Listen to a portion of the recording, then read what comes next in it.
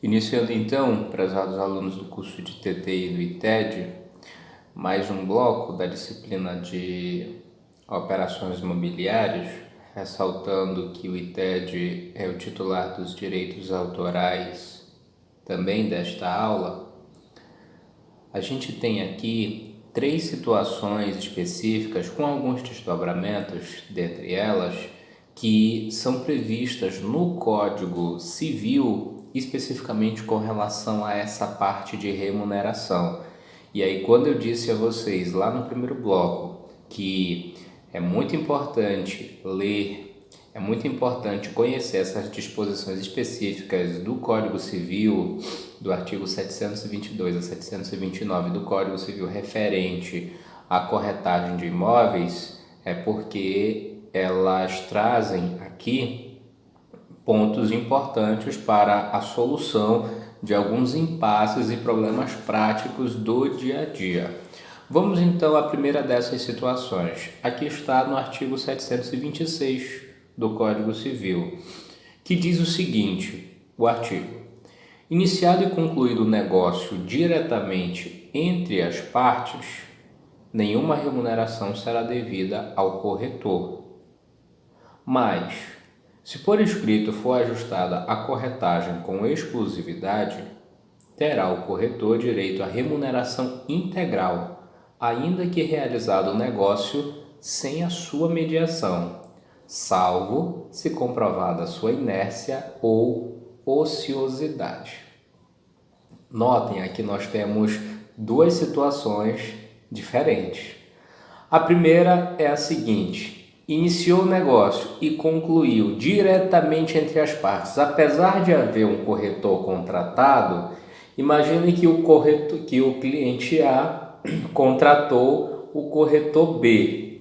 E o corretor B, fazendo todas as apresentações, fazendo todos os negócios, não logrou êxito em conseguir um pretendente ao negócio. Ocorre que o cliente A, ele consegue, tratando diretamente com um interessado C, ele consegue tratar e concluir o negócio diretamente com esse cliente C, sem que o corretor de imóveis, o B, tenha participado aí de qualquer intermediação. Nesse caso, diz o artigo 726 que, apesar de o corretor de imóveis ter sido contratado, nenhuma remuneração lhe é devida.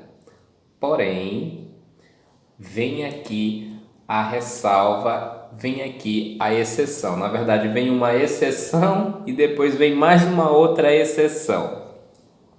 A primeira exceção que vem aqui é a de que o seguinte: é possível que mesmo sem ter intermediado essa negociação, apesar de contratado, o corretor de imóveis ele tenha direito à comissão, ele tenha direito à remuneração. Tá? E em que circunstância é que, mesmo não tendo participado da intermediação, ainda assim o corretor de imóveis tem direito à sua remuneração?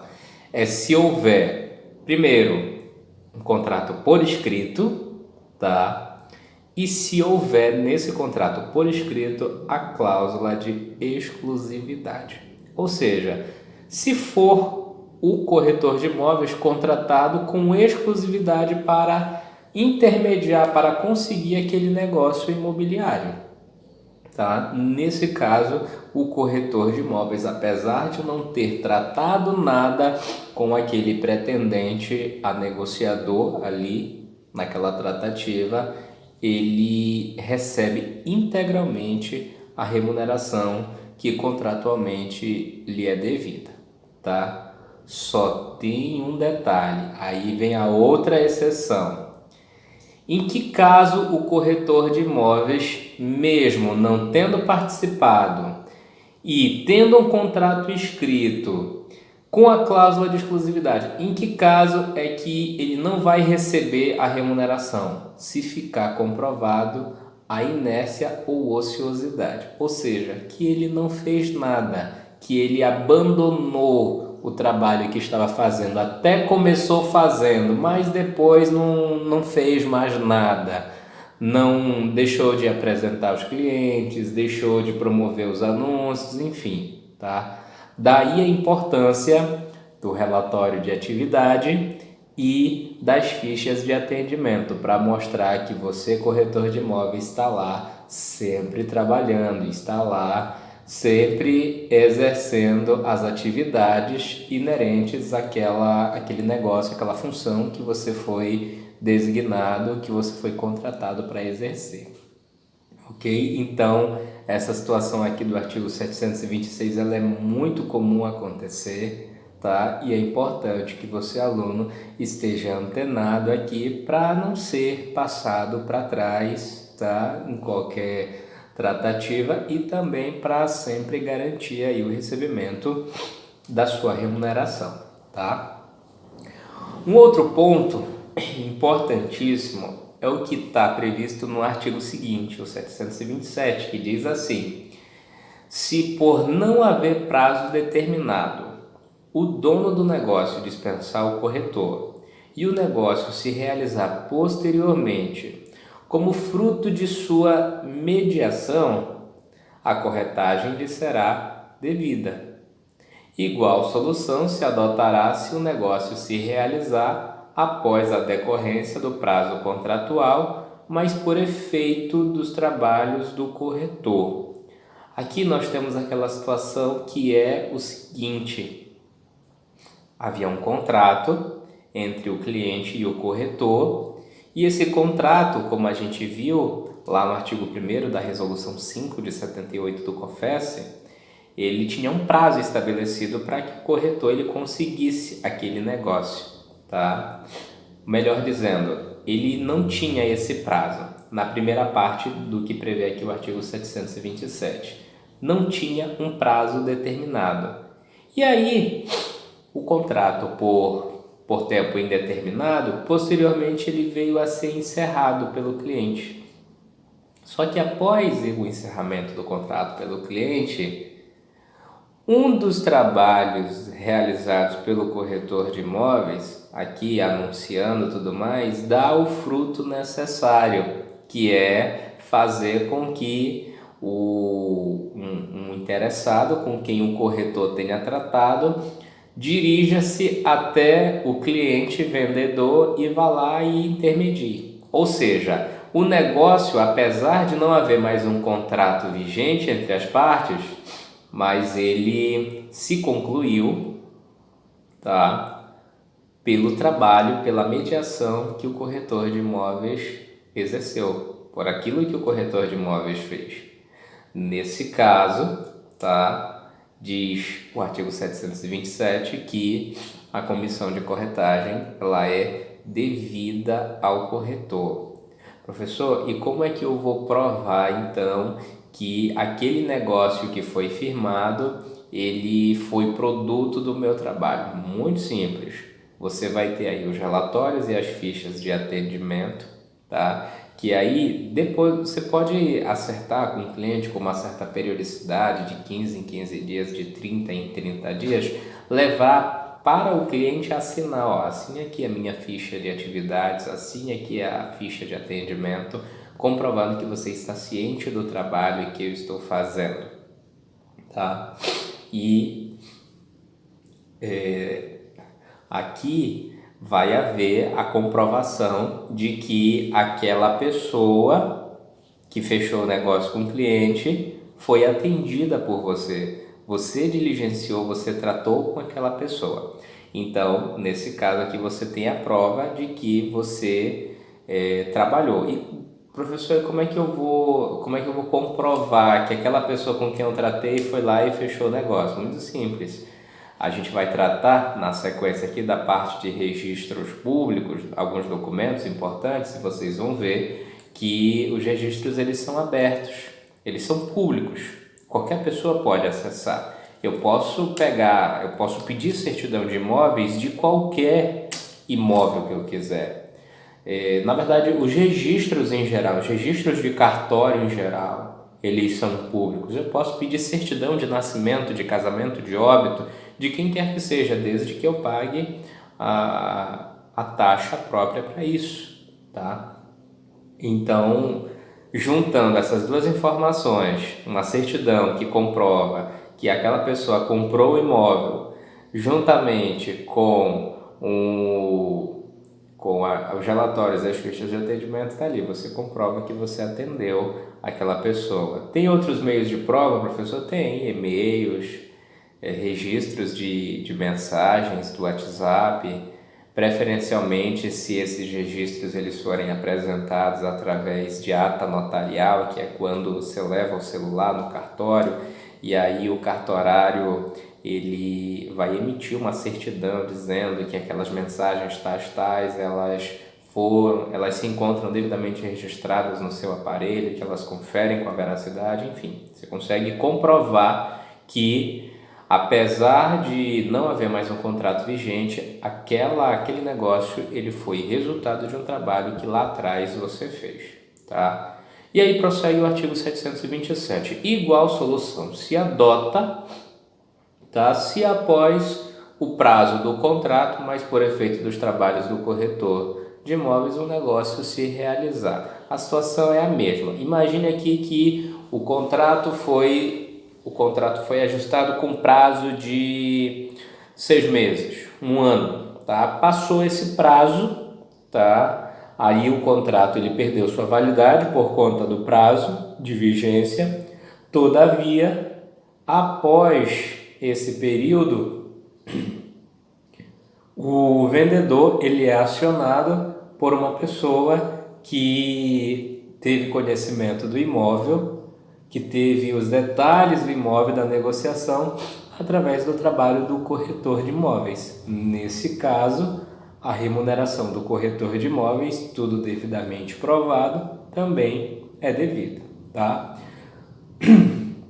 O artigo 728, ele prevê ainda a seguinte situação.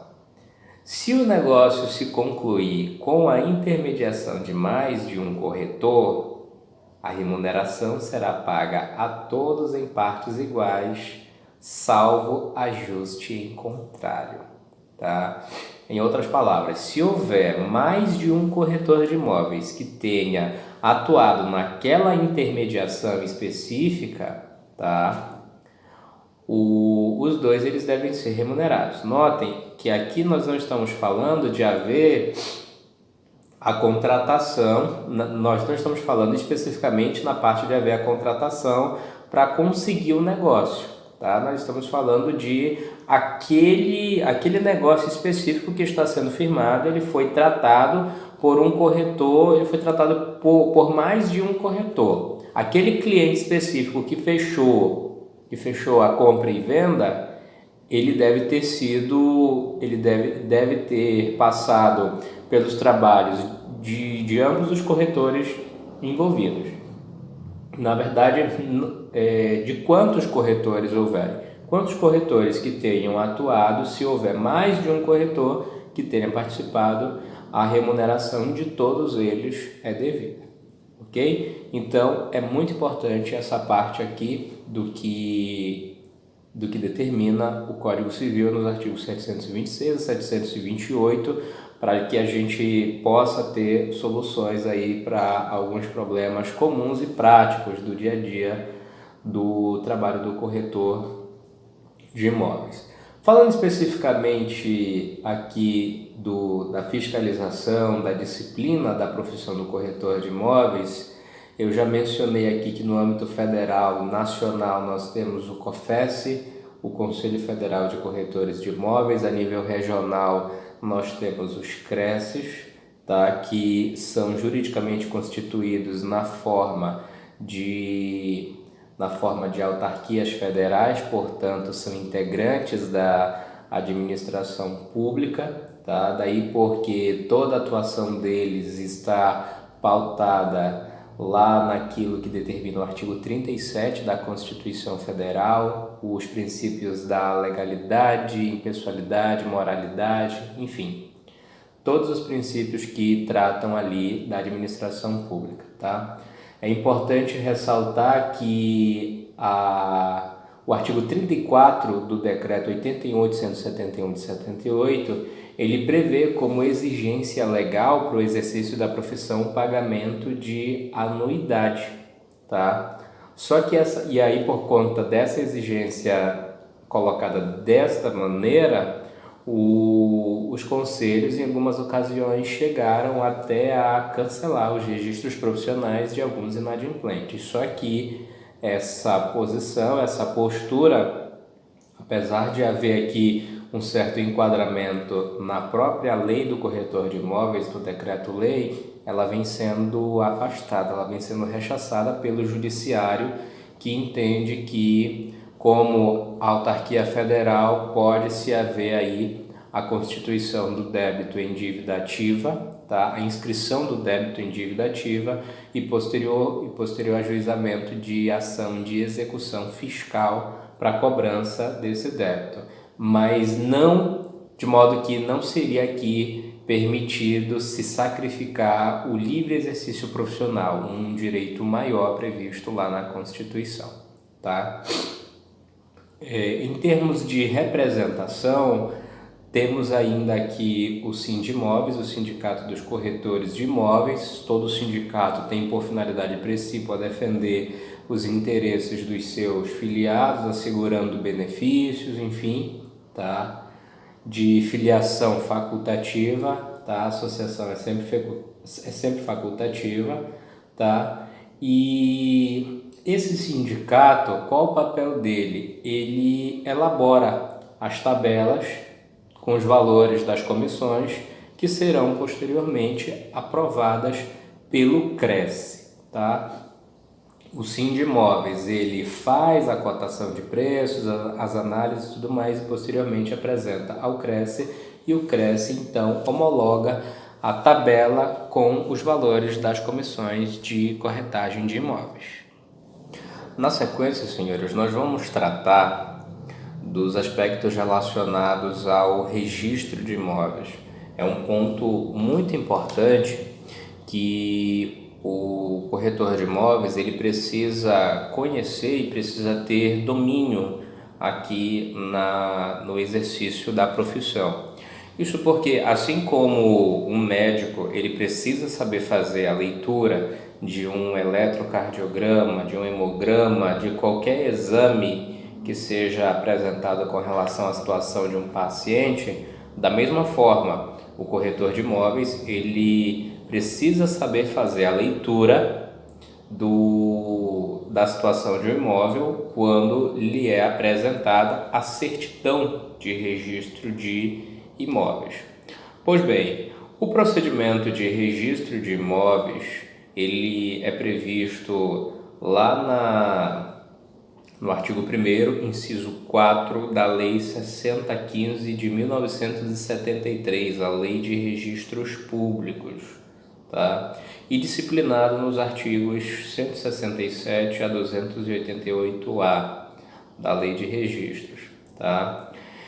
O registro público, ele nada mais é com relação aos imóveis do que o procedimento segundo o qual se afere qual é a situação do imóvel com relação à sua dominialidade, titularidade, propriedade, quem é o seu dono, tá? Ou quais foram os seus donos, tá?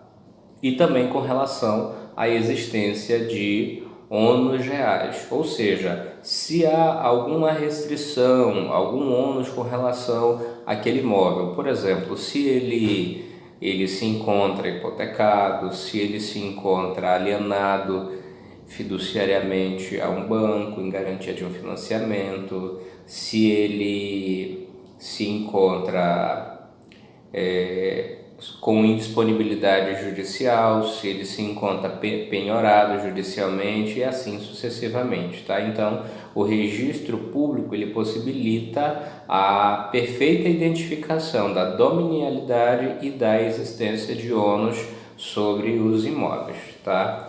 E como eu disse anteriormente, tratando-se de registros públicos, tá? Os cartórios de imóveis que são os cartórios de imóveis em cujas serventias são registrados os imóveis ali da circunscrição onde esses cartórios onde os imóveis se situam, né?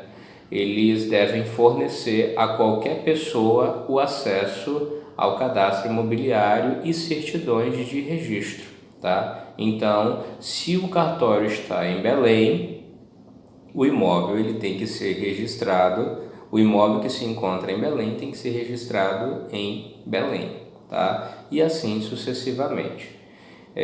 Como eu já disse, então, qualquer informação quanto ao cadastro, quanto às certidões, deve ser disponibilizada pelo cartório a partir do pagamento da taxa do serviço, ok? No registro de imóveis, nós temos alguns atos que são praticados e é preciso se conhecer esses atos, tá? São eles a matrícula, o registro e a averbação. Às vezes as pessoas elas usam isso aqui tipo como sendo sinônimo, como sendo a mesma coisa, mas na verdade não é, tá? Vamos entender o que é cada uma dessas coisas. A matrícula, senhores, nada mais é do que aquele ato de identificação, o número de identificação do imóvel, tá? Que vai conter nesse ato todas as características e confrontações do imóvel, tá? Conferindo então ao imóvel um número de ordem que é como se fosse o RG, tá? Do imóvel para fins de identificação. Então, todas as vezes que a gente vai no cartório para abrir matrícula de um imóvel, a gente vai pedir justamente que seja feita toda a identificação pelo cartório, pela serventia, das características do imóvel, das medidas, do endereço, tudo mais, e que seja dado a ele um número de ordem para fins de identificação, tá? Isso é a matrícula, o ato de identificação do imóvel, tá?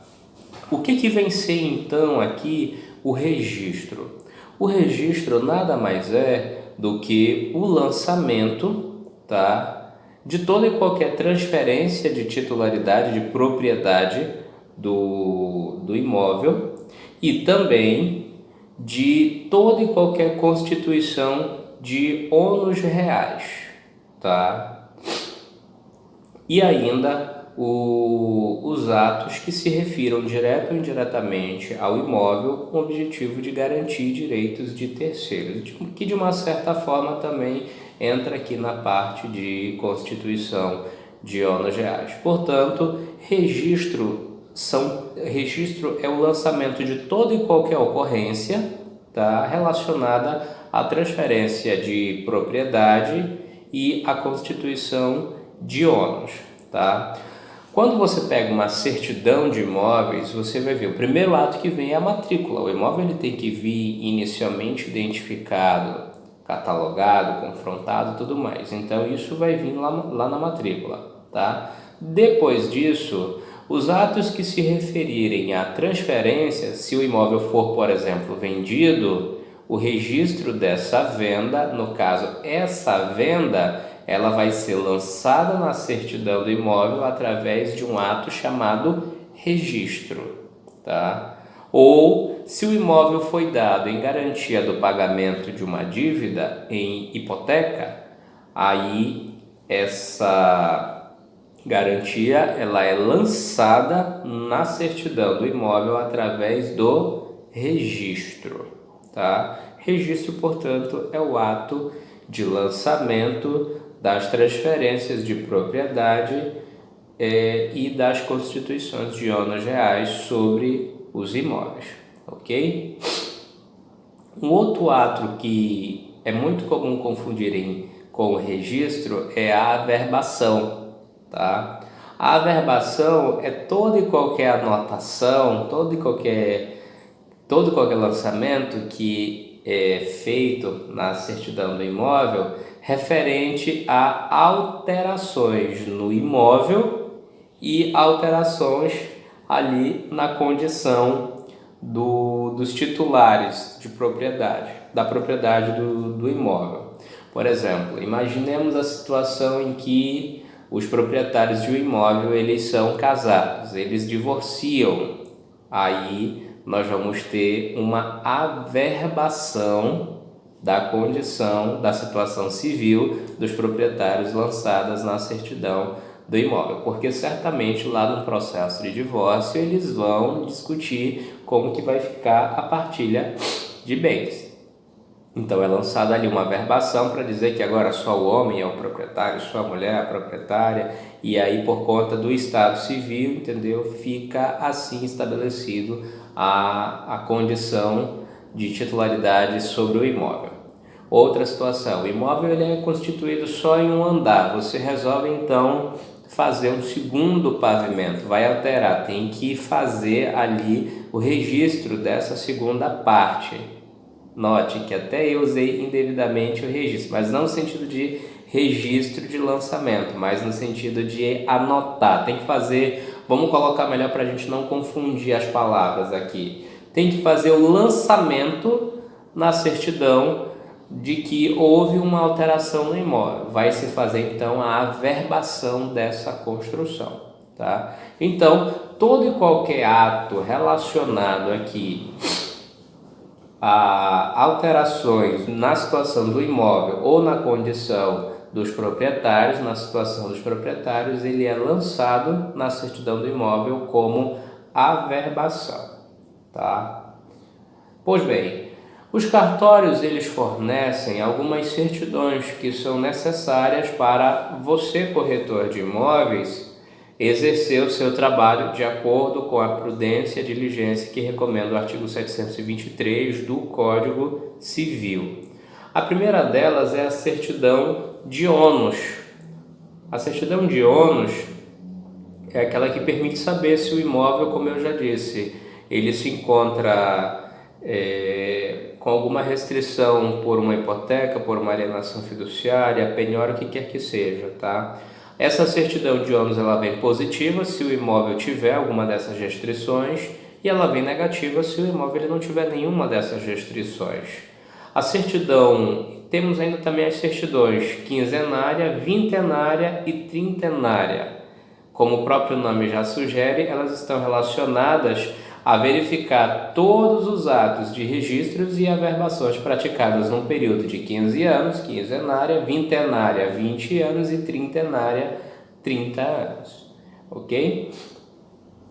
A certidão de propriedade é a que a gente mais procura, ou também a certidão de inteiro teor, tá? Ela é aquela que vai identificar quem são os proprietários, quem são os titulares do imóvel.